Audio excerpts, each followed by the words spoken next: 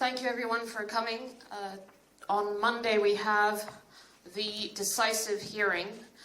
Julian is just one decision away from being extradited. If the judges find against him on Monday, then there will be no further avenues for appeal in the UK, and the UK will move to extradite him. The timing is uncertain, but we know that in other cases, other national security cases of extraditions to the United States, the person has been extradited within 24 hours of a decision.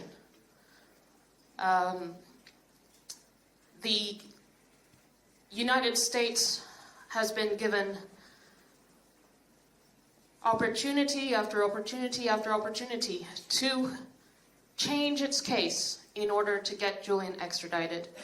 Initially it lost in January 2021. That was the initial magistrate's decision to deny extradition based on the mental health and physical conditions that Julian will be placed under if extradited. And then once that decision came through, the United States was allowed to change its case by issuing so-called assurances, which the High Court then accepted. And an extradition order was issued, and then Priti Patel, who at the time was the Home Secretary, in June 2022, I believe, issued her approval of the extradition as well.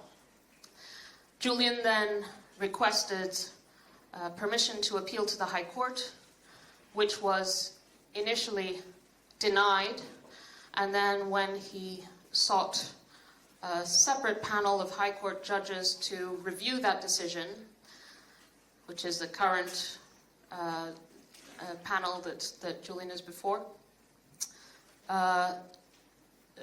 in February, they gave a provisional permission to appeal to the High Court.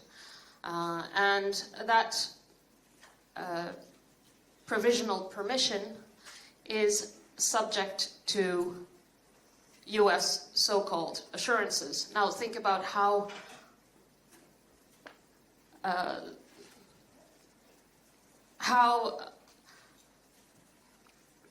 bizarre this case is, where the United States has not only had 2 rounds of assurances, but also 3 sets of indictments. It seems like they're given endless chances to change their case in order to get Julian extradited to face 175 years for publishing evidence of US war crimes. And so here we are, 5 days from the decision, which will most likely come on Monday. I believe it's quite narrow, it's very narrow arguments for consideration. The judges already have the arguments on paper. There will be a hearing in the morning and maybe into the afternoon, and I can't say for certain, but I think it would be pretty likely that we expect a decision the same day. And it can go 3 different ways. Now, as I said earlier, Julian could, the judges could find against Julian, and he could then, he would then be placed in the process of extradition. And of course, as I've already said earlier, we would seek to get the European Court of Human Rights to stop that extradition through an order and put in the full application.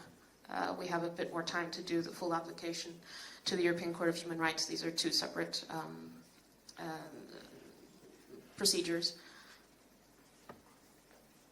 Or Julian could win this round, and winning this round would mean that the court would say, well, actually, we don't find the US diplomatic note to be responsive to what we asked them to do.